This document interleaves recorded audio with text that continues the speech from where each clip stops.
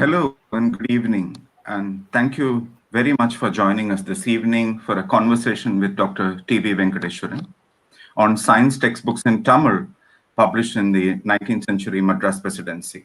I'm Varadarajan Narayanan, and I'm a member of the School of Education at Azim Premji University. There's a specific occasion for this interview and the series that it is part of. The Knowledge Research Center at our university, in collaboration with many others, has been at work towards setting up a Schoolbooks Archive, an online open access portal to host school books produced and published and used in India in the last 200 years or so. And this portal should be ready for public access in a few months from now. The archive portal is expected to host materials on a variety of school subjects and those that were published in a large number of languages as well. But apart from school books or textbooks, the archive would host materials on works of reference for use in schools, committee reports on textbooks, materials used in teacher education program, and many more. Portal, apart from being a repository, would also host discussions, lectures, virtual exhibitions, bibliographies, and interviews with individuals and collectives who have explored different aspects of production and use of school books in India. This is the first in the series of interviews that I just mentioned. And today we have with us Dr. T V Venkateswaran, who is a senior scientist at Vigyan Prasar, Department of Science and Technology, Government of India, New Delhi. He completed an advanced degree in theoretical physics and then went on to do a postgraduate diploma in science communication from Pondicherry University. This was followed by a master's degree in history and then a PhD from Tamil University, Tanjavur, and he wrote his dissertation on the topic Popular Perceptions of Science in Colonial Tamil Nadu, 1820 to 1920. At Vigyan Prasar since 2002, he has been involved in the production of several both print and audiovisual materials to communicate ideas and developments in science to the wider public. And some of these have been awarded national and international prizes. And they have also been screened at national and international film festivals. He has been a member of several committees for science outreach and material development in the area of science education. And the organizations where he has been part of several committees include NCERT and the Government of Tamil Nadu. And he also chaired the committee set up to develop textbooks for school education in the area for science subjects for the Government of Tamil Nadu, both in Tamil and English. And his most recent writings have been discussing calendrical systems that have evidenced in inscriptions found in the region of Tamil Nadu. On this occasion, however, our discussion will focus on a series of essays published mostly in journals that he has written on the production of science textbooks and popular science books in Tamil in 19th-century Madras Presidency. The format for this session is simple. In the first 1 hour, I would ask Dr. T V Venkateswaran a few questions based on his published work, and then open the floor for questions from the audience. All those who are watching this session live can post their questions on the chat box, and we shall take them up for discussion after an hour or so. I request you to keep your questions short and crisp and focused on the topic and period that we are discussing today. Dr. T V Venkateswaran, thank you very much for joining us and agreeing for this interview. Hope it's okay to begin with some general questions on school education in the 19th-century Madras Presidency to set the context before we discuss aspects of science textbooks that were produced in the same time, in the same period. So I would like to begin by asking, in several essays that you have written, the primary focus in terms of time or historical period has been the 19th century and in Madras, with regard to Madras Presidency. and the education system that evolved there over the course of time, over about 100 years. Now, you attribute many of these early developments in the setting up of schools in this region to the activities of missionaries and initially individual efforts of some colonial administrators before the company from 1920s onwards began to pay attention to this important issue.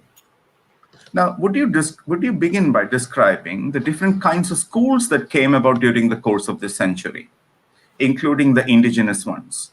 What was the nature of these different kinds of schools, and what was taught in each of these? And what is the kind of transformation we see to these institutions over about, say, 100 years, I'd say, till 1900s? Yeah. So. Yeah. Thank you. Thank you for inviting me for this wonderful discussion and providing a platform to discuss some of the work that I attempted. I thank your university and your initiative for all this. So let me start by saying this, that around 1820, we see the emergence of what we might call as modern school systems in Tamil region. I use the word modern school system with a specific framework. It's not as if that there were no schools before British came. We can't make that kind of a claim. We can ascribe certain systems of education and educational institutions into schools or colleges, right? But what I mean when I say a modern school system is that there is a kind of prescribed syllabus content to be taught. There is school years, that is, you are told that you are in the grade 1, grade 2, or whatever name that you want to call it, right? And there is a school year. Okay, the year begins at one place and ends in another place. There is some kind of examination and certification. All these things put together is what I would describe as a modern school system. So there were some way of educational effort even before that. This is what I classify as a modern education system, and then I use this terminology in this particular way.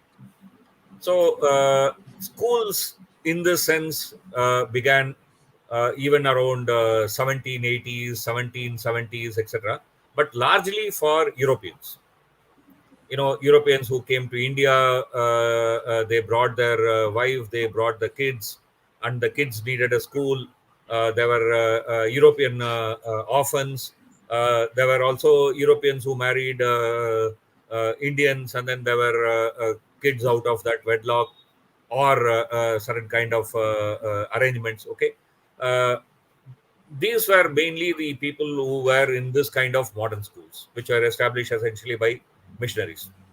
Okay, the East India Company did not make much effort. In fact, the East India Company left this work of education to missionaries. But around 1820s, there was a movement to establish modern schools by what we can call as three major stakeholders. One is the company. Okay. The second is missionaries. Different kinds of missionaries came to India, the Tamil region, and they were trying to establish schools. And third, some of the earlier, let's say, educational institutions were slowly being converted and then being absorbed into this new educational milieu. I mean, what other experts had called as Thinnai Pallis or veranda schools, schools which are held just outside the teachers' residence. Okay, these schools were also slowly getting integrated into the modern school system, basically because of certain economic changes that were taking place during that period. This is broadly the lay of the land. I mean, if you can say so, you can see 1820s.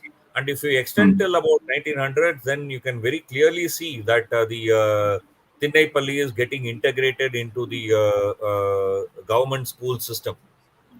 So by around 1850s, 1860s, you see largely only two major schooling uh, uh, uh, arrangements. One is missionary schools, the other is schools established by government or schools run with the government grant. Those that came about as part of the grant in aid Yeah, program. yes, correct. Okay. Now, do we also have, in other parts of the British, where Britishers, the company initially, and then later on after the transfer of power, we cross a type of school called the Anglo-vernacular schools. So, do we have anything corresponding? So, what was the medium, what kind of what? So, how does that define the type of school that you see in this region? Yeah. Okay. See, when you look at the company establishing Hmm. schools, they established initially what is called as Anglo vernacular school. Basically, meaning that Hmm. some of the subject areas would be taught in English. Learning English was given importance, and a Hmm. few subjects would be, of course, taught in the vernacular language. I mean, your mother tongue will be, of course, one of the subject of study. Hmm. Hmm. Hmm. That was broadly what was called as Anglo vernacular schools. But whereas Hmm. the Tinnaipalis, Hmm. the veranda schools, were Hmm. the vernacular schools. Hmm. The medium of instruction was vernacular.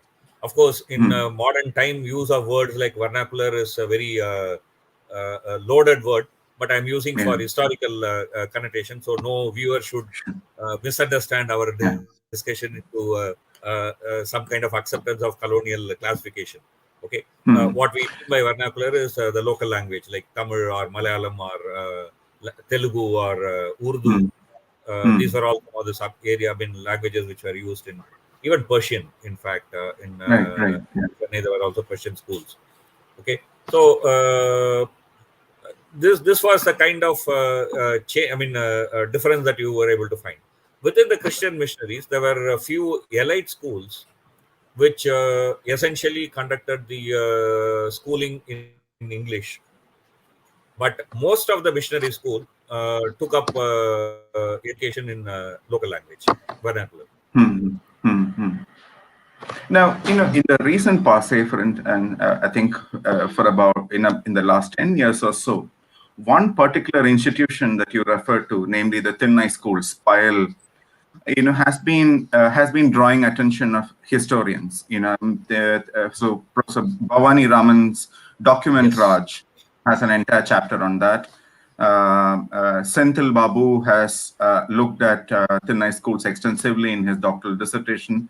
Some papers have been published based on his doctoral work. And now, what was the form and you in your essay as well? You talk about these Thinnai schools, veranda schools, and you draw our attention to a specific work which seemed to have been the basis of instructional content, and you call it the Nigantu. Now, what was the form and content of this work? And in passing, you mentioned how this work contained portions devoted to animals and plants. Now, what do these discussions on plants and animal? What kind of discussions were they on these topics? And what does this tell us about how the natural world was introduced to students through a discussion about yeah, of the elements of the natural world? How does one understand these? Okay. You're asking me many points which are kind of interrelated. So let me start with something and then let's proceed to other Sure, sure, areas. sure. Yeah. So one of the what you can call as text which was used in Tinepalli was Hmm. Nigat.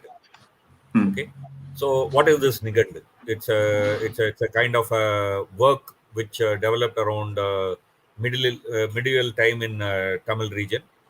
Okay, which contained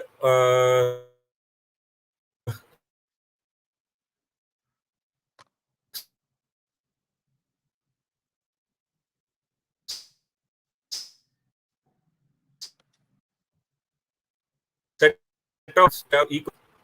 For example, when you talk about darkness, okay, it gives you words like irul, saruvari, andakaram, kachalam, tamam, and so on and so forth. Okay, so basically, what this Nigandu was doing was that it was collecting words which had what we might call in modern terms as thesaurus.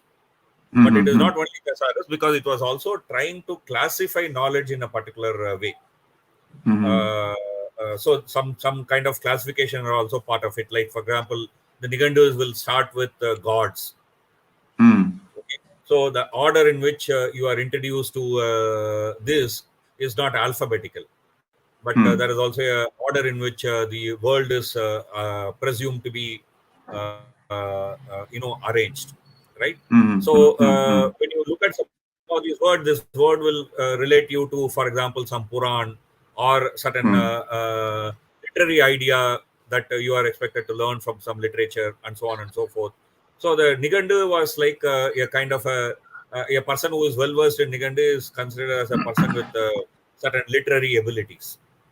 So that was the focus with the Thinnaipalli, which of course slowly and steadily changed when the grant and aid system came, and then the students were expected to write exams. So which essentially mean that the Thinnaipallis had to use within quotes the textbook, the government textbook, and slowly, steadily it also became part of the government school system. Although maybe perhaps privately run, but with the government aid, so it became something like a government aided school. So this was the progress that took place. Uh, within historians in South India, the Payal schools draw attraction when Dharampal made a very important claim. So Dharampal, when he wrote his very famous work, I mean, he was making two important claims that the colonialism did a kind of a deindustrialization. That is, there was a kind of industrialization before colonial powers came, and the colonials deindustrialized colonial countries like India. And similarly, there was a very extensive educational arrangement which was undermined by colonial system and replaced with what popularly people would call as a Machiavellian education system.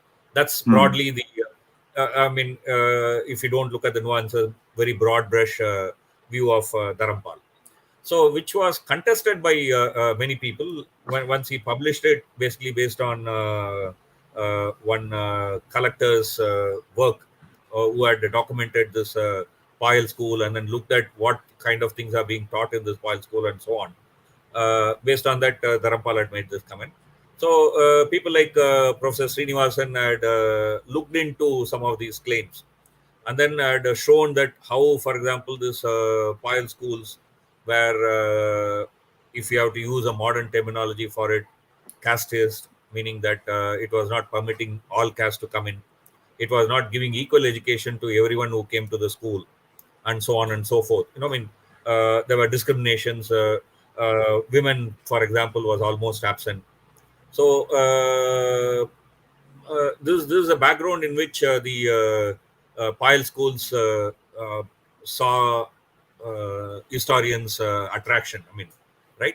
So then some of us started to look at what actually happened in this Payal school. What was the continuity? That how did it change? What happened? Did it vanish on one day? Okay.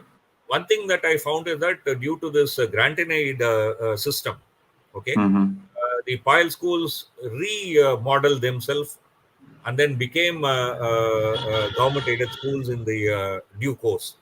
In fact, the 1855, the grant and aid program was saying that the Payal schools are not able to attract Dakshina. The teachers of the Payal school were not able to attract Dakshina, which they were used to attract in the earlier times. Because well-to-do people were no longer patronizing the Payal school.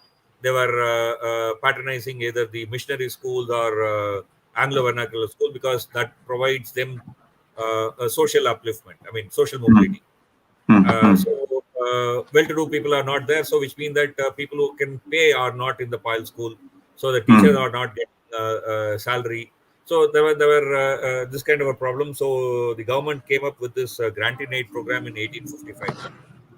So from 1855, slowly and steadily, the Dakshina was replaced by grants. Grants either given in terms of number of students that you have enrolled or number of Hmm. students to pass the exam. Various. I mean, the parameters were changed Hmm. for giving the grant. But some or other, the government gave the grant, and then through that, the pile schools did not vanish, but got Hmm. absorbed into the modern school system. Hmm. I asked about, how you mentioned what kind of a work the Nigantu were, and how, these topics were arranged. But once the topics were arranged, what was the kind of discussion, say, on a specific topic? I asked this question because, Yeah. in 1823, Alexander Campbell goes around large parts of the Madras Presidency, visiting many of these Chennai schools, comes back and writes a very decisive report. And this again has been much. This is a report which is much discussed again, and there are several points he makes, and one particular point had to do with how instruction was taking place. And for historians like Bhavani Raman, this has been a case of, that the colonial administrators understood as a case of memorizing and nothing more. And the transmission instruction was taking place orally, which made the students finding it very difficult to, say, read properly or write properly and so on. Now, so the question now, and there are historians who have tried saying that there is a kind of a misunderstanding of the very nature of memory, memorization, all that. But for our purposes, because this particular report also occasioned the introduction of, at least the colonial administrator felt that, now we need to introduce textbooks. That's one point. So I was wondering, so is there, is it merely that, students were unable to read, they didn't have adequate number of books and therefore new books to be introduced?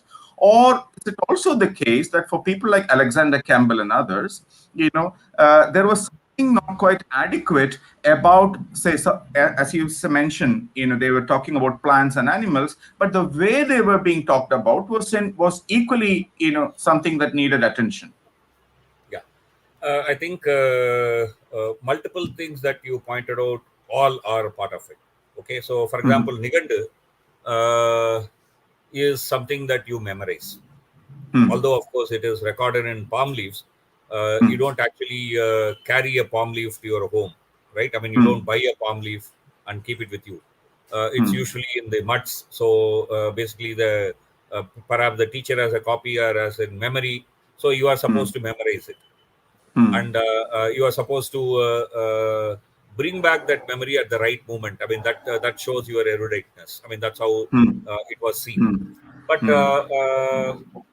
by then, for example, in by 1830s and 40s, for example, the natural philosophy was the framework in which the British education system was approaching some of these ideas, like plants, animals, and so on. They were being approached from this framework of natural philosophy, right? So from that angle, many of the colonial, including missionaries, saw that the education is not actually giving right kind, within quotes, of information to the students. Like, it is not talking about the potential of crop for, I mean, sorry, for some plant being a crop. Okay. It is not talking about, for example, the parts of the plant, so on and so forth, in that particular fashion. Okay. So these are also some of the ideas that was there in the criticism of the school. Most importantly, one should also understand that who were in these schools, who went to the school. Less than 4% was actually in the schools. And why they went to the school? Okay. By this time, the colonial government had opened up government jobs for Indians, the lower level jobs for Indians. But then, if you have to compete for that job in the new dispensation, you have to have, within quotes, the modern education. So there was also pressure from the parents that we don't want, within quotes, useless stuff to be taught, but teach something which will be useful for my kid to write the exam. So that's also another kind of pressure which was there. The way, for example, the what was taught in the school was kind of moderated. When I say this, don't think that there is only a pressure which happened only on pile schools or veranda schools or Tinepalli. It also happened in missionary schools.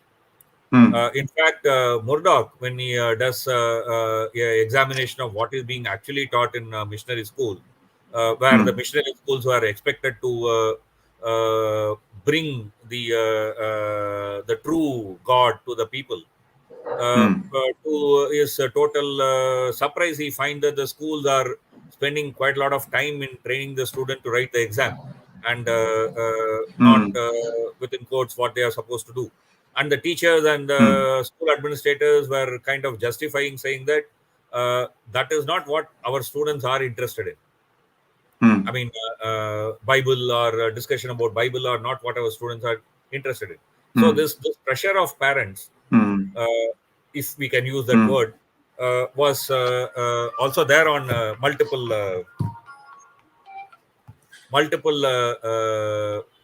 school sections. I mean, not only Tinepalli, but also the missionary schools.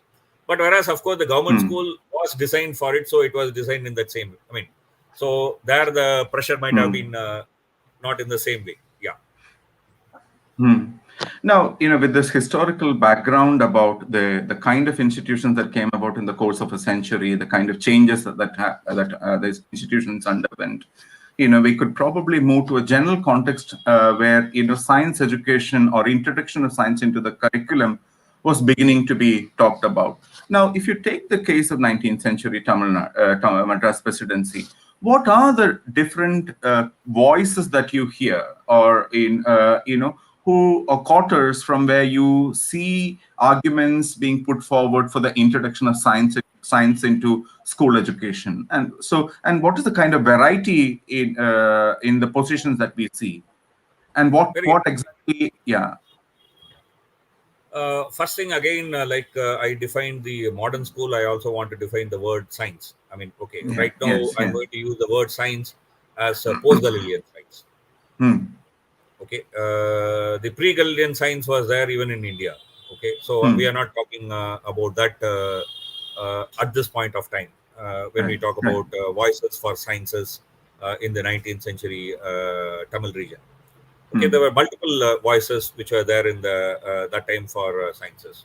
One of the very vocal, very visible in the sense that if you go to your archive, you will find lots of documents, is missionaries, because they were very vocal. They wrote quite a lot. They compiled reports and so on and so forth.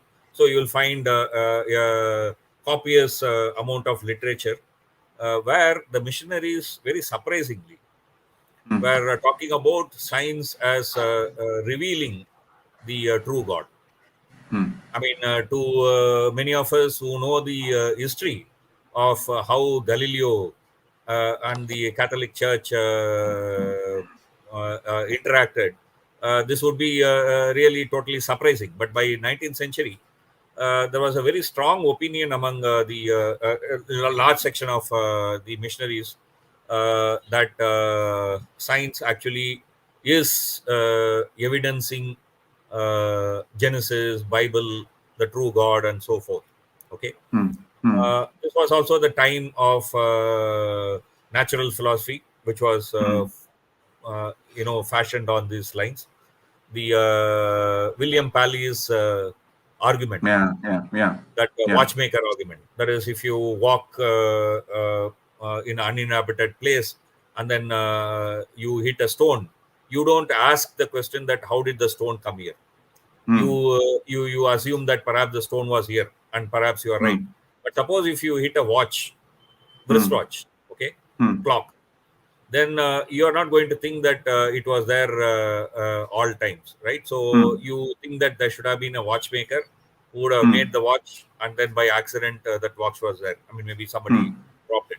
So when you see arrangements in the universe around you, when you see certain kind of organization, certain kind, so that some or other leads you to the idea of the creator. And of course, within the missionary view, that the creator is of course the missionaries, whatever is a philosophy from that, whatever the creator that they are imagining, right? So this was one strong voice. So from this point of view, they were thinking that post Galilean science, so science should be introduced, like astronomy and things of that kind. So how, why the eclipse happens? Okay, what will you see if you look through telescope? Electricity, magnetism, so on and so forth. I mean, volcanoes, curious things that you are not very familiar with. These are the things that they were heavily talking about. Then there were the colonial administration, which by 1860s were no longer the East India Company, but the Crown. After the Crown's proclamation, it's a British colonial government. Okay, the colonial government was very complex. I mean, we cannot think of the way, for example, the administrators influence the way science is portrayed in textbook. It's a very complex one, because for a very long time, the person who was actually heading the public instruction, director of public instruction in Madras, was a kind of a atheist. Okay, so I mean, of course, in those days you can't publicly declare yourself as a atheist. So you are a deist, meaning that you don't actually believe Christianity as it is. Although you might think that there is a God, but that God is a common God for everyone. So with that kind of a person in helm of affair, quite obviously the idea was not to push one particular religion or religious sect idea into, but that was more in the colonial framework, that the colonized people are uncivilized. The burden of civilization is on the colonial rulers, and to do that burden, to do justice to that burden, that you should introduce science so that the subject whom you are ruling would be uplifted. That's a framework in which they were pushing science. But then, because it's a colonial government, which also had space for within quotes natives. Again, I'm using a loaded word, native, but historically, again, I think we should locate the word in that particular format. Okay, so native intellectuals who were part of the colonial administration had their own take on many of these areas. So their own take was that there was a science in India that was in the infant stage. So now the science has developed. So we are now talking about the modern times. So it is not seen as some kind of a break from the past, but as a continuity from the past. So some of the conceptions, like say, for example, the idea of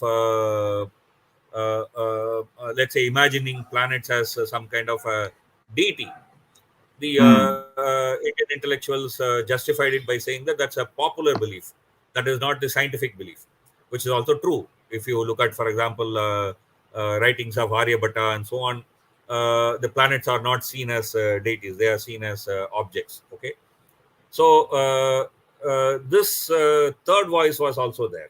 So it was a mixture of all these three that actually influenced the way, for example, the textbooks were constructed, the content was agreed, uh, and what was disseminated largely.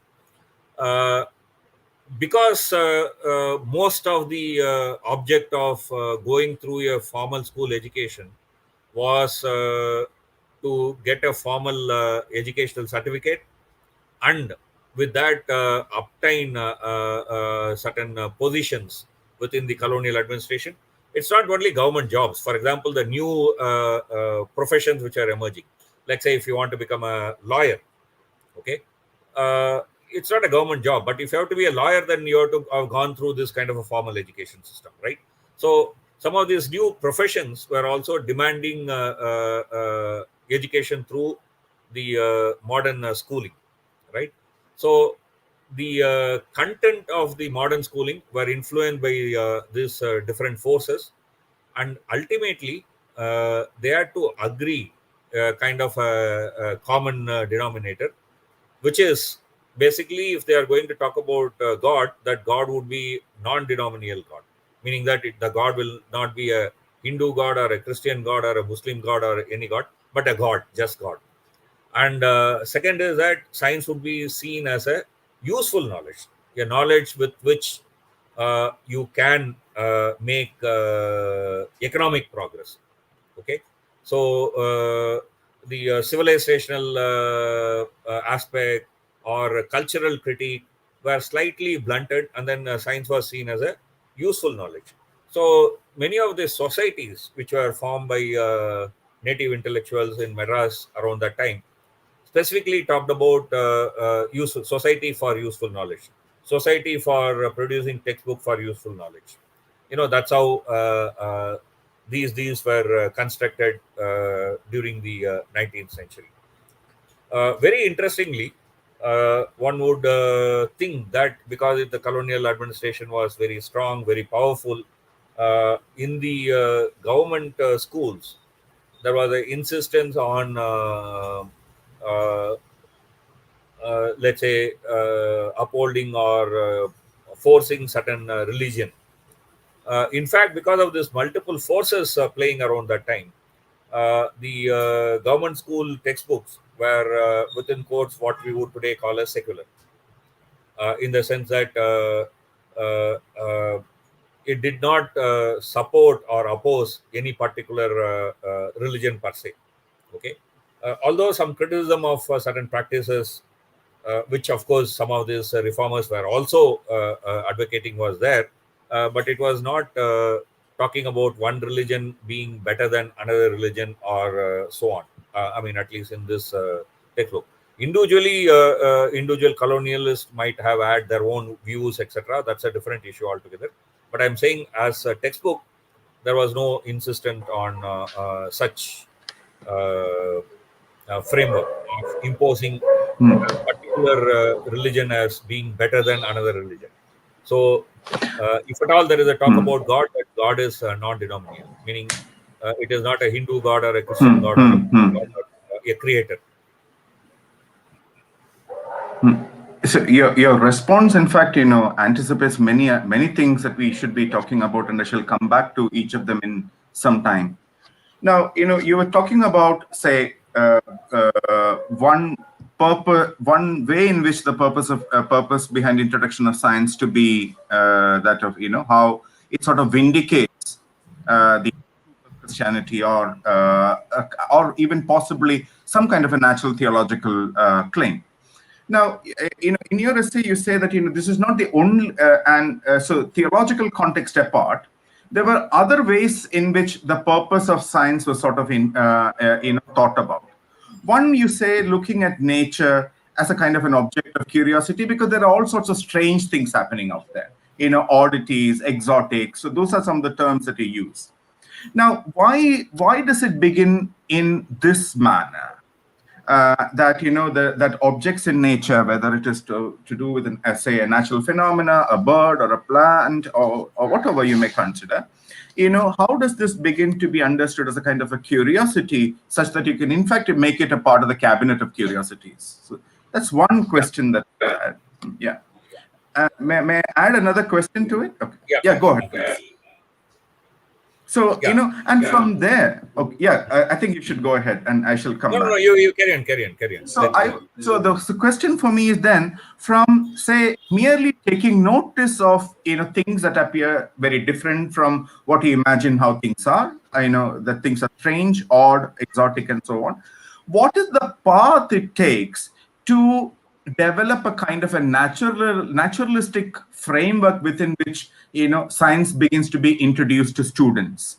Now, how would you take consider examples of science books, science textbooks, in Tamil to elaborate this point? Yeah. Actually, a very interesting point that you made. I did a work on, for example, two textbooks which were produced around 1860s, 1870s. One by Hmm. Madras School Book and Vernacular Literature Society, Hmm. which was headed by Krishnamacharya, who was Hmm. a educational official in the colonial government. And this Hmm. society was located within the premises of Department of Public Inspection, and it Hmm. was funded by the government. Okay, so it Hmm. was not a government department, but it received government grants for publishing books and journals, magazines, and so on. Okay, Hmm. and it gave report to the government of how they spend the grant. Okay, so that's Hmm. the one society. Hmm. As you saw, this society is headed by Tamil intellectual, I mean Tamil Hmm. literary person, and the society also largely consisted of the people from Tamil society. Okay, Hmm. the second society, second book was published by the Christian Literature Society. Hmm. Both were on the same topic, which is volcanoes. Hmm. Okay, volcanoes and earthquakes and Hmm. curious phenomena of what we would today call as earth sciences. Okay, including Hmm. dust Hmm. storms and things of that kind. That's what they all talk about. So if you look at both of them Hmm. very carefully, you will find Hmm. certain Hmm. curious distinctions. The curious Hmm. distinction being that the Christian vernacular book is strongly laced with the idea of uh, what you can call as non-uniform transformation, meaning that there Hmm. are sudden changes happening in the world, okay, in the universe, and these sudden changes are some kind of a divine plan. Hmm. Okay, a divide plan, so that it fits with some other thing, so that without this sudden change, maybe something would have got destroyed. That's a framework Hmm. in which this was being put. But whereas the Madras School Book Society, if you read Hmm. that geography, geology, earth science, whatever, that's all name that we would call today. Okay, Hmm. that book, you will find that it is more closer to Lyell's progressivism. That is, things are Hmm. happening Hmm. slow, and then small changes are happening around the world, and Hmm. so on and so forth. Hmm. Okay, uh, so there is a different ways in which the things are portrayed. Whereas Hmm. the Madras School book does not completely reject the role of within quotes creator or God in the way things happen in the world. I mean, it Hmm. doesn't put Hmm. God outside the events. Okay, Hmm. God's hand Hmm. is there, but the hand of God is not direct. Hmm. It's a perception of what we can call as a deism. Okay, Hmm. that's a perception that you would find when you read that. But whereas Hmm. the Christian vernacular literature book textbook uh, very publicly talks about, I mean, very very vocally talks about how certain ideas of Genesis are proved by some of these events that we see around. Okay, Hmm. that's the Hmm. framework of argument. Hmm. Uh, what happens afterwards is a very interesting stuff. Okay, Hmm. these books are there around 1850s, 60s, 70s, but Hmm. slowly around 1890s and 1900s, uh, you find that most of the people who are writing the textbook are Hmm. from the Tamil society, Hmm. not European missionaries. Yes. Okay. When I say Hmm. Tamil society, they may belong to, let's say, Christianity or Hinduism. That doesn't matter. So I'm not talking about your religion. I'm talking about your place of origin, in a sense, right? So the earlier books were largely written by missionaries who came to Tamil Nadu, learned Tamil, and then they wrote, or they translated or adapted a book in English into Tamil. That's what was the scenario. Here you find authors coming up from the Tamil society. They were writing the text. So what they did is very interesting.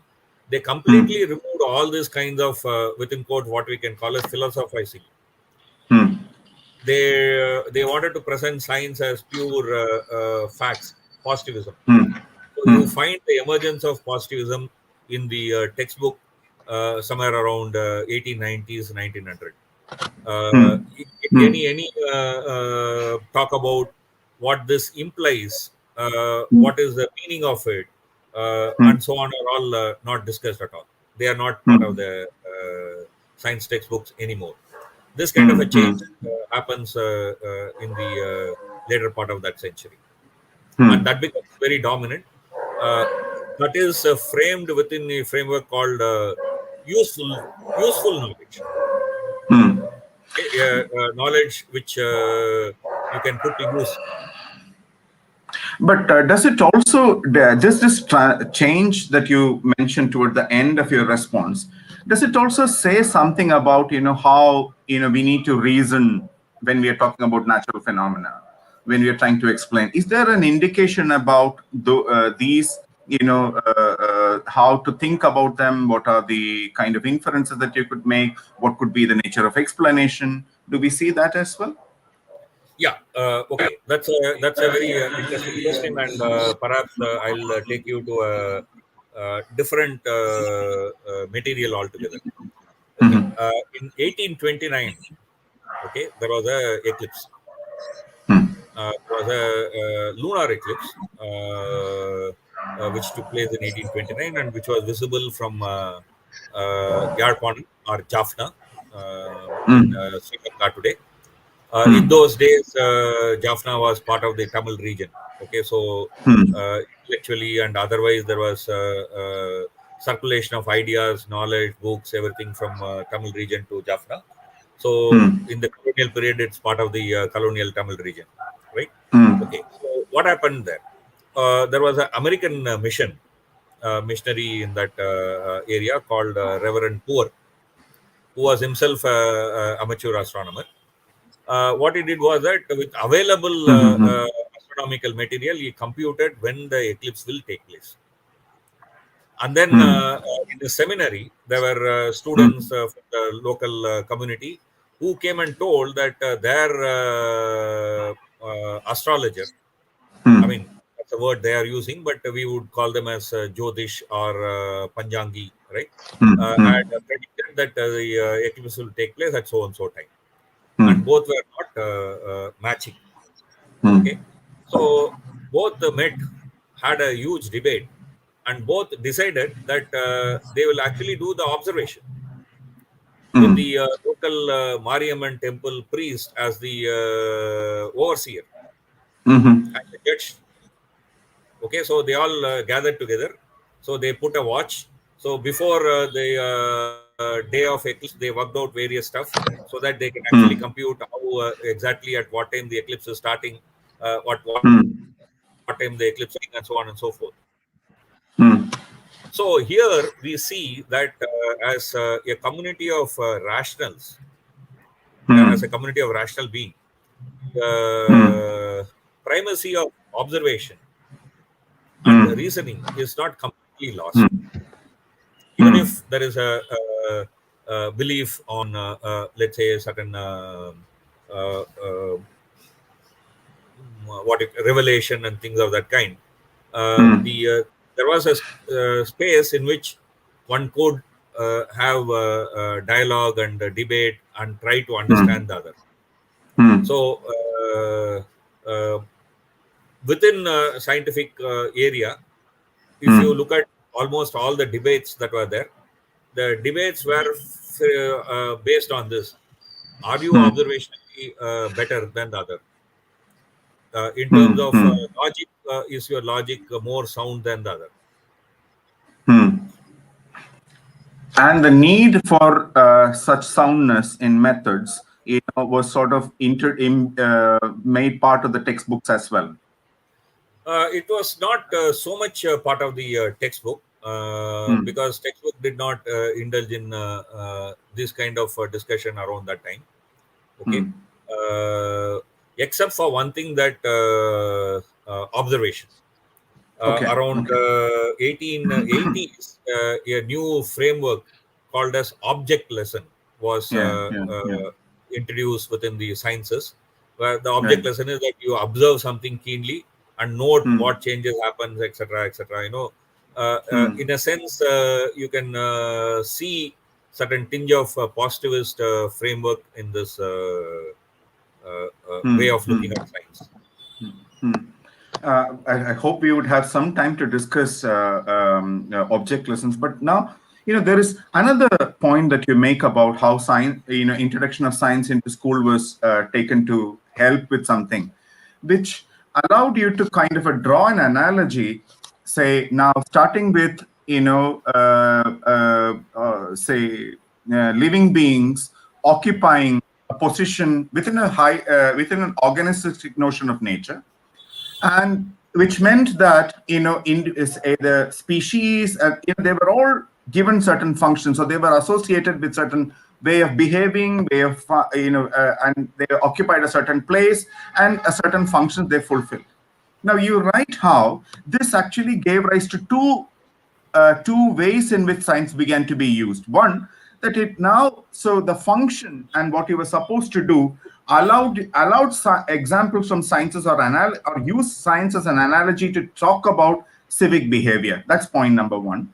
And two, you also mentioned how this notion about society now understood analogically as a kind of an organism, caste and rungs of the social order, occupying certain places, associated with certain functions, allowed you to sort of legitimize the social order as well. Now, that's another thing that took place around that same time. I mean, like say, for example, when you talk about germs and water contamination and so on, some of the authors, including the native authors, there is a suggestion by Dr. Subramaniam that can we use the adjective indic for languages like Tamil, Odia, Punjabi, rather than vernacular. Okay, I think we can. But if you have to, for example, if you look at the reports, it will say that vernacular education. So as a historian, sometimes we use the terminology that is there in the contemporary usage. So in that sense, if I use the word native, many of the natives argued that, for example, this tells you why, for example, there is a need for caste distinction, saying that there are some people who are clean and pure and some people who are unclean and unpure. So, I mean, the science of sanitation is a kind of an indirect justification for the caste, oppressions or discriminations which are practiced, right? So this were being drawn into a different arena to justify what was happening. In the same way, for example, you read a moral lesson from, for example, how the ants live in a society, where there is a queen ant and a worker ant and so on and so forth, and then saying that a society should also be well ordered like this if it has to work properly, otherwise there'll be anarchy. Okay, and of course this kind of analogy would be used by both colonial writers and within quote the native writers, and to an extent by even missionary writers. Okay, so this kind of analogies were drawn from natural observation to make a comment on the kind of society or our views on society. This was also something that you see profusely in the materials, science materials which were produced during that time. I wish we could just keep talking about this very point for quite some time, but my last set of questions concern about very specific questions about textbook production, the form it took, and so on. Now, you mentioned how when science began to be part of school textbooks, they don't initially appear as science textbooks, but they in fact are lessons in language readers. And you mentioned the specific case of Dr. Percival, who was associated with the Presidency College, I think, in Chennai. So, what is the now? So you say how they first appear in language readers, along with many other lessons, literary, so poems, and then you could have a lesson on a plant or a natural phenomena that you can observe. So, what is the path that it takes from say lessons to do with topics in science, what you and I today may identify as science, say in language readers, from that to taking on to say separate books being produced for in school. So how does the transformation take place? Yeah. So if you look at the around 1820s, which is the let's say the founding times or the beginning part of modern school education. Of course, as I told you, there were few schools before that also, but not very much. I mean, even of course 1820 it was not too much, but still in different parts of the presidency you had schools established. Number of students were studying that, etc. What happened was that they produce books, popular books. I mean, or rather, what they called as books which can be read by all. Okay. I mean, we use the term like a popular book today, but that was not the terminology in those days. These were all largely translation from some of the English works which were produced in Britain during that times. Like, say, for example, James Joyce's work and so on. Okay. And these were supposed to be read. So this were not part of something that will be taught by a teacher or something like that. But if you are in a school, these are all books which will be available in the school, and then you read it and you pick up knowledge. That's how these were done. But slowly, around 1850s, when the school organization became more organized, that the grant in aid scheme came, and then examinations were set, and so on, and the educational inspectors were appointed. This kind of a system came up. You had what is called as readers. So the decision was that, I mean, the colonial administrators' reports talk about that we need to introduce science to the local public, but they are still not ready for it. So what we should do is that we should introduce them as reading passages. Something that they will read in the readers. So when they are reading readers, you are supposed to be increasing your vocabulary, you are supposed to be increasing your language capability. So in the readers, you introduce chapters on, let's say, steam engine or telescope or eclipse. That's how chapters were introduced into the readers, Tamil readers and English readers. Okay, but by around 1890s, you see that books on plants, books on animals, and so on coming up as separate. What you can call as textbooks. And this is also the time when there is a change in the perception of how the science is viewed. Till around 1890s, you see science largely in natural history format or natural philosophy. Okay, either natural history or natural philosophy. That's how the science subjects are framed. But after, after around 1880s, 1890s, you are framing science in what today we call as a modern disciplinary framework, like physics, chemistry, biology, that kind of framework. So, in some sense, the positivism within the sciences in Europe were redefining the natural philosophy and natural history into a different framework in Europe, and a reflection of that was also seen in the Indian educational system. And that's when, for example, the textbooks for biology or textbook for physics and so on comes in the Tamil region. That's Now, I have around 1890s, post 1890s. okay. Before we open the question open up for questions from those who are watching us, I have two questions, both Yeah. very specific. The first question has two parts. One, between 1850 and say 1900, there seem to have been several committees to review textbooks. Yeah. Now, so what were these committees saying about science textbooks? Point number one. One, in terms of how material was content was presented. Two, about selection of content and the extent of it, and also what is the kind of discussion going on in these committee reports about how science should be taught and how the textbooks should enable this kind of a teaching. So what is the kind of relationship that people see between what is written, what is provided in a textbook, and what it allows you to do with that when it comes to teaching? Yeah. So, in terms of textbook committee, when we talk about the Tamil region, the most important textbook committee was in 1873. Okay, so this 1873 textbook committee looked at textbooks used by all sorts of institution, and then said that any school which is going to receive government grant would have to use only textbooks which are approved by the government.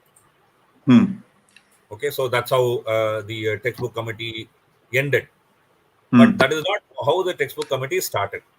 The textbook committee started with the complaint from missionaries that the textbooks used in government schools were atheistic, were immoral, and they are not teaching true religion. So this was the criticism voiced by, and then it says that the Christianity is consciously excluded in textbooks. So that's how the criticism began. So, and then there was also complaint that although you have excluded Christianity, you are keeping, let's say, literature from ancient Tamil literature, which of course would talk about, let's say, some Puran and things of that kind, right? So this was the kind of complaint that was there. So the interestingly enough, the 1873 committee said that we cannot completely remove the Tamil literature or any local language literature. So what is there in it is there. Of course, if some of the content is not age appropriate, that can be looked into. But just because it is talking about certain other Purans, etc., we cannot remove it from textbook. That's one stand that the committee took in 1873, which to many of us would look a bit surprising, because we would be imagining that because of the colonial government, I mean, we would think that the decision would have been something different, but that's not so. Second, the committee also said that any textbook which promotes a particular religion cannot be used in government. So this actually became a way by which, for example, the textbooks became what I was pointing out earlier, that more as a useful knowledge rather than drawing some analogy to certain ideas or certain ideational positions and so on. So this change also took place around this 1873. In terms of science, of course, the 1873 committee is also talking about that we should introduce a good amount of modern science to the readers. Things like steam engine, astronomy, the solar system, many. I mean,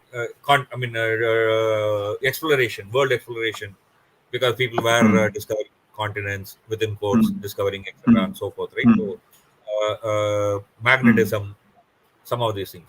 And this mm, is also the turning point mm, which laid the foundation for textbooks being changed from the natural philosophy, natural history framework to what we might call as the scientism, naturalism mm, framework, mm, where mm, the creator, intent, etc., are all taken away, and the mm, nature works on natural laws. mm, mm, Okay, the purpose and so on are not discussed. I mean, the purpose of mm, mm, why the Earth is going around Sun and so on are not mm, discussed. The Earth is going mm, around Sun, and why the Earth is going around Sun because of gravitational potential. That kind of mm, framework, what we might call as the mm, natural framework, mm, emerged after this mm, 1873 in Tamil textbook. mm, mm, In fact, the mm, textbook committee of 1873 had an all India ramification mm. because it started in the Madras Presidency. It also impelled the other presidents to take up the similar work. And then there was Mm. a textbook review which happened in Shimla, which Yes, yes, became a yes. kind of a overarching textbook. I mean, but the spark Yeah, started yeah. from Madras Presidency. Oh, yeah, yeah. Now, anything that you could say about pedagogy that, how science should be taught that committees were trying to recommend about? Do In we that, see? yeah, okay. It was largely as reading material is what the science was being seen, not something Hmm, that you will perform in the classroom. They hmm, were, of course, talking about using certain teaching aids like a globe or charts, and maybe the object lesson is talking about actually observing things. Like, for example, hmm, allow a hmm, plant to grow. You watch the plant hmm, for some days and so on and so forth, hmm, but not in the way, for example, today we will look at it as experiments or demonstration being performed within the classroom. That was hmm, not hmm, there. hmm. My last question before we take up there are several questions that have already come up. Several books were in fact originally written in one or another European languages. Say, for instance, Geeky's Geography and Joyce's Scientific Dialogues, which actually in original edition it ran into several volumes. Yeah. But when it came to be introduced in 1818, at first as a prize book, what we had was an abridgment, and the Baptist Mission Press, brought it out, which was also translated into Tamil, as you point out in one of your essays.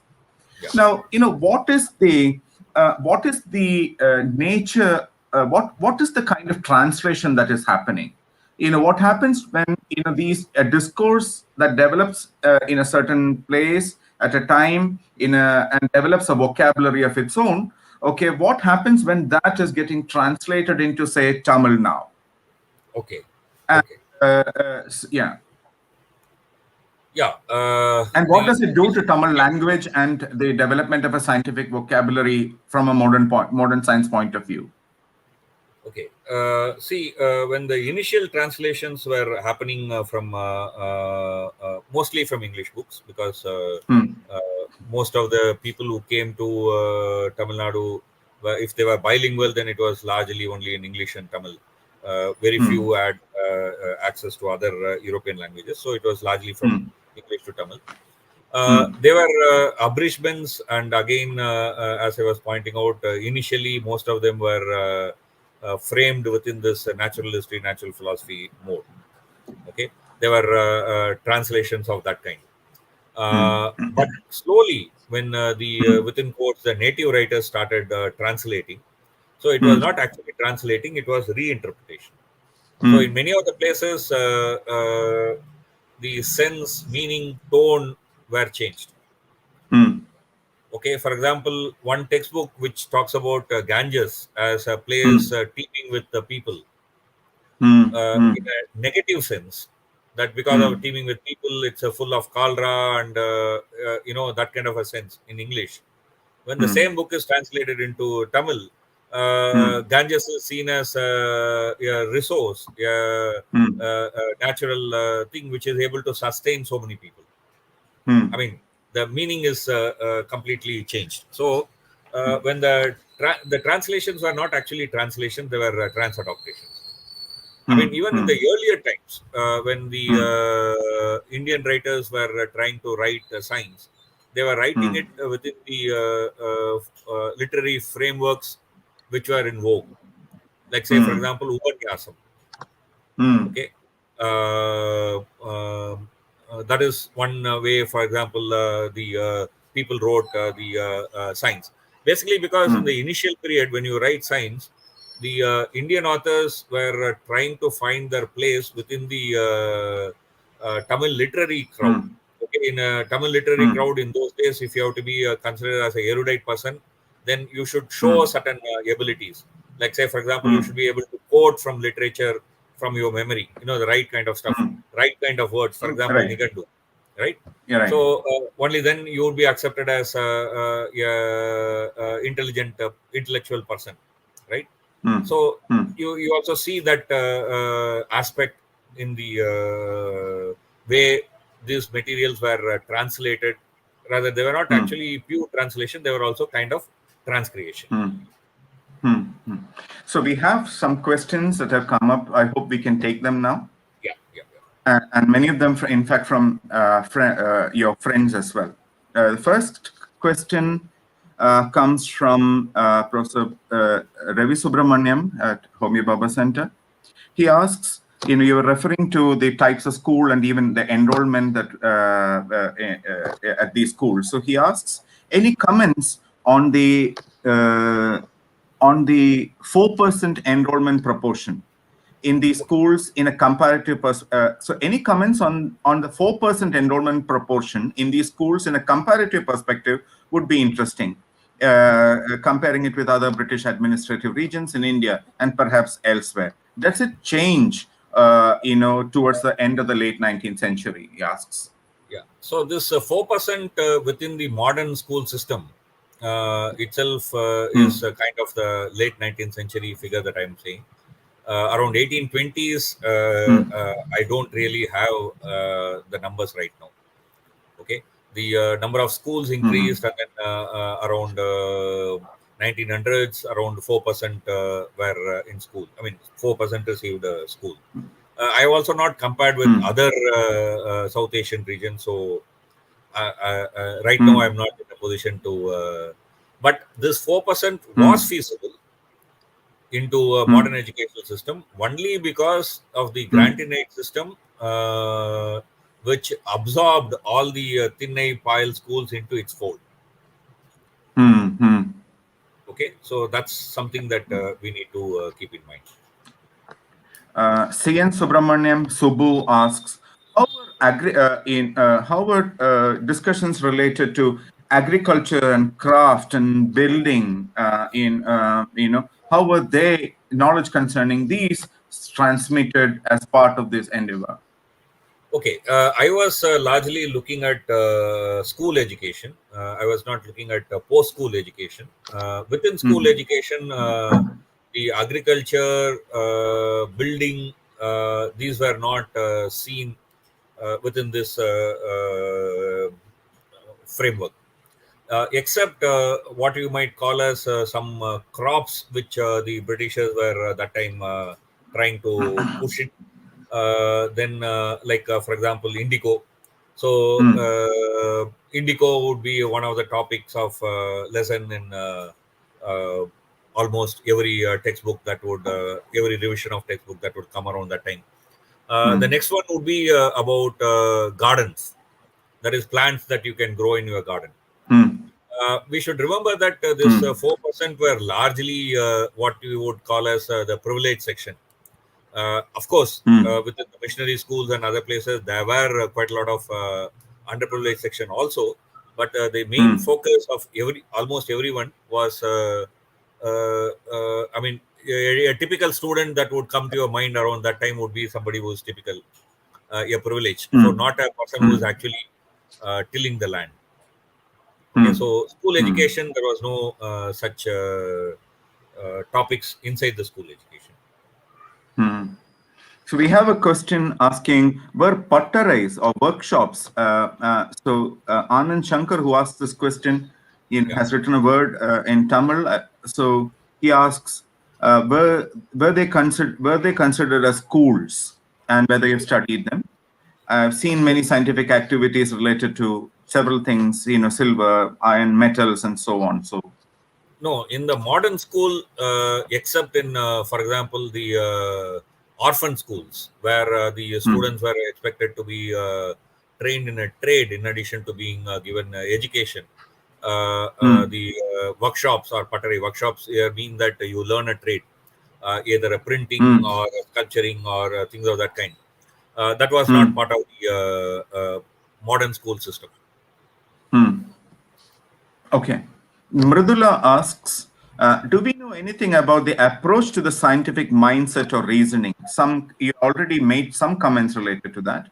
For instance, Mridula asks, did we teach the Nyaya guidelines or in European ways of reasoning? What was the approach to teaching?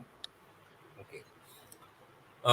Logic, for example, was there in the teaching in the higher classes, not in the lower classes, but in the higher classes, logic was part of the teaching. But the Nyaya system, what we might call it, the 5-part, the Nyaya system, that is Pratipaksha, Purva Paksha, etc. We should also remember that much of this was kind of rediscovered. When I say rediscovered, of course, one can contest that. How can you say rediscovered? There was a continuity of heritage and so on. When I say rediscovered in the broader community, they were rediscovered only around the end of 19th century. So a typical, let's say, a Thinnai Palli teacher would not be aware of this 5-part logic system. In Tamil literature, for example, the Manimekalai extensively talks about one chapter is extensively talks about this philosophy, where this 5-part system is being discussed from, of course, a particular Buddhist philosophical point of view. There is also a philosophical discussion within Silapadikaram. Very interesting. When 1920s, when people got this Silapadikaram and Manimekalai together, okay, by then there was no, they were kind of put back together around only 1920s. When they did, the commentators were not able to comment that particular chapter because they were not even aware of it. Okay, they were not even aware of many of the technical terminology in that. Many of that emerged much later. Many of that what we know today about Manimekalai, we knew later. Okay, historically. So this was not. That kind of a system was not there. We have a question from Aruna. For example, some of the proverbs which are, let's say, slightly indicating certain philosophical argument, like Kaga Kadalika Nyayam, etc. Like a crow sits and fruit falls. So you cannot say that because of the crows are sad that fruit. This kind of things were used, but not the way that you are asking. The Nyaya system per se, etc., were not discussed. So Aruna asks, do you see instances of scientific experimentation in the books that you have looked at? Or was there a temporality in the vein with in the inclusion of scientific methods in the books, if it was included at all? Did you see any instance of scientific experimentation in the book that you looked at, or there was? No. None of these books looked at experimentation in a substantial way. No. The only thing that went closest to kind of a demonstration not experimentation, Hmm. was when the object lessons were being introduced around 1880s. Hmm. But till then, it was all Hmm. purely descriptions and claims, not demonstrations, not experimentation. Hmm. We have another question from Professor Subramaniam. Were the Indian political leaders in the Madras Presidency around the 1900 all products of modern schools, or were there a good number of exceptions as well? Almost all of them were part of the modern schools. Hmm. As I said, by 1900s, except for schools which were teaching people to become priests in Hmm. certain parts, okay. So Hmm. basically, it was kind of a religious education. That's it. Hmm. Except Hmm. that, none of the educational institutions were educating people in what we might call as secular knowledge, and Hmm. all the political leaders around the 1900s were product of modern schools. They Hmm. might have studied other areas under certain teachers as disciple.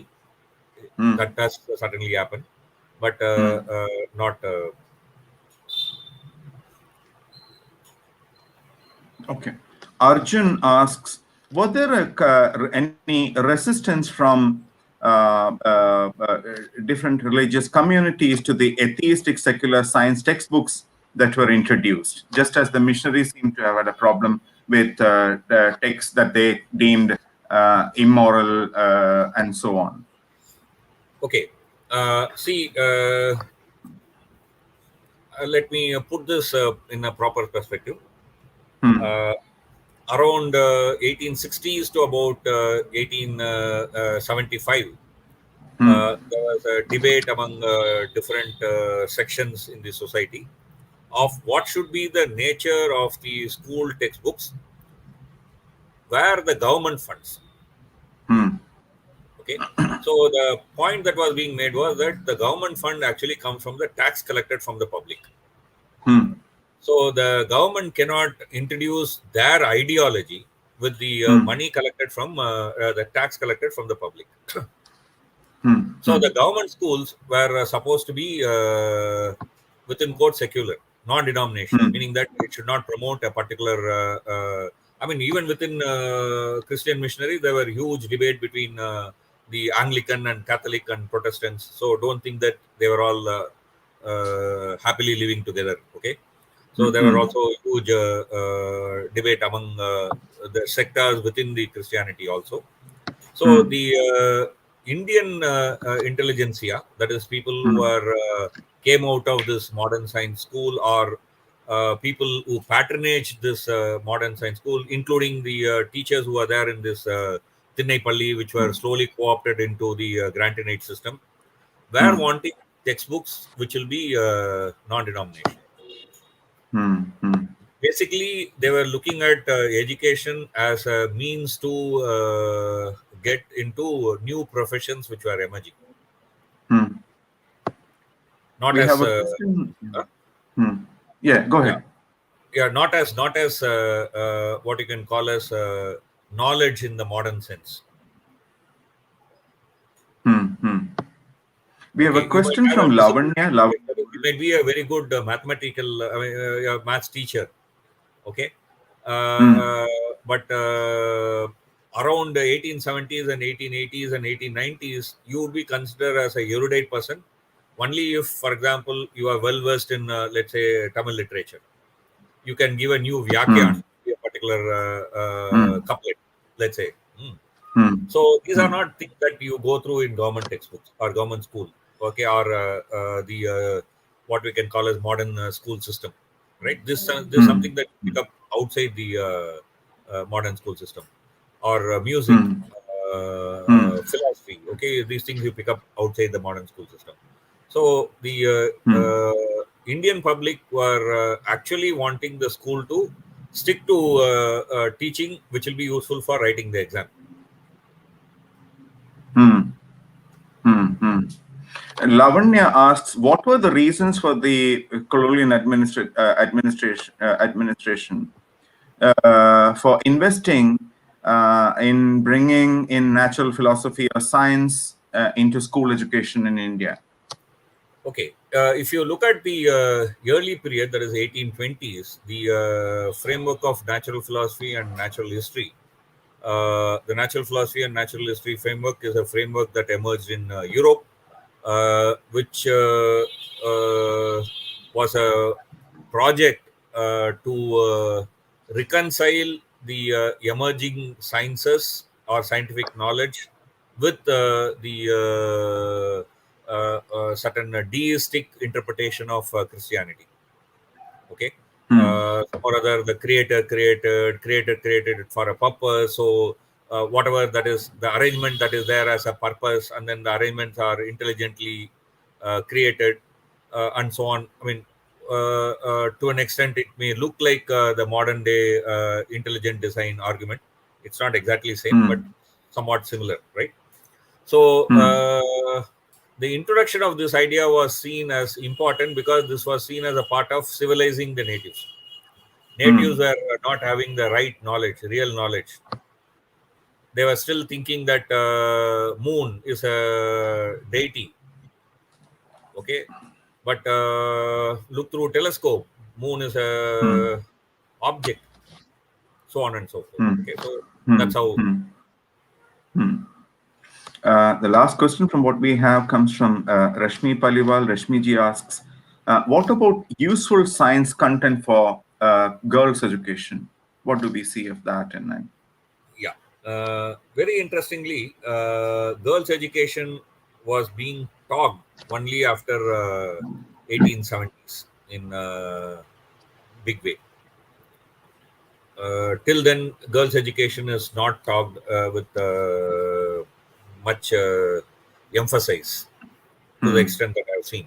And in fact, one of the person who vociferously talked about girls' education is this Krishnamacharya, who was the educational official and also heading the Madras Vernacular Literature Textbook Society. Okay, one. There were also others who talked around that same time. With regard to girls, I mean, quite obviously, they were not looking at girls studying from first standard to pre-college. Okay, they were talking about girls studying for the first few years. There is no specifically separate science that was being thought of for girls, except the fact that the girls should also be permitted to go to schools. Girls should be given opportunity. Girls' school should be established. That was the kind of rhetoric that was going on, and there were very few educational institutions which permitted girls to go to school around that time. Now, I would like to add a question to what you just responded to. Now, maybe school girls did not go to school beyond a certain. But if you were to consider, say, magazines meant for children and or magazines meant for women, okay, did it have some science component, maybe to do with some botany, or taking care of things that aspects of science that are very relevant within the domestic sphere? So do you see that kind of a discussion in, because you also studied popular science books, magazines, this kind of aspect comes after 1920s, when the magazine becomes popular. Magazines and books becomes popular of this kind. Okay, so this is talking about a cosmopolitan women, women who knows to read and write, who knows about world, that the world is big. There are many continents. There are some general knowledge is available to the women. So to that women, I mean, introducing new findings like electricity is doing this, or that's one kind of introduction that is there, and the other is what they call as useful stuff. How do you this kind of technical tips? This is also a part of it. And very interestingly, this I think I should point out here, the very first science fiction in Tamil is written by a woman. I forgot her name right now. Sorry.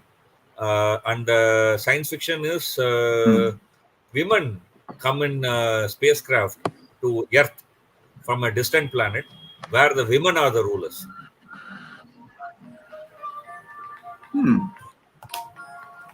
Okay. Yeah. Yeah. We are. It's now 6:30. I think in maybe time to wrap up. Wish this conversation would go on. We will be back next week for the second in the series, and watch out for the announcement related to that.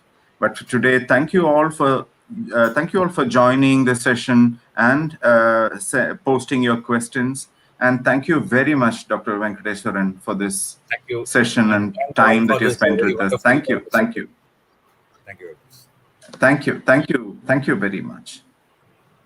Yeah. Take care and see you next week.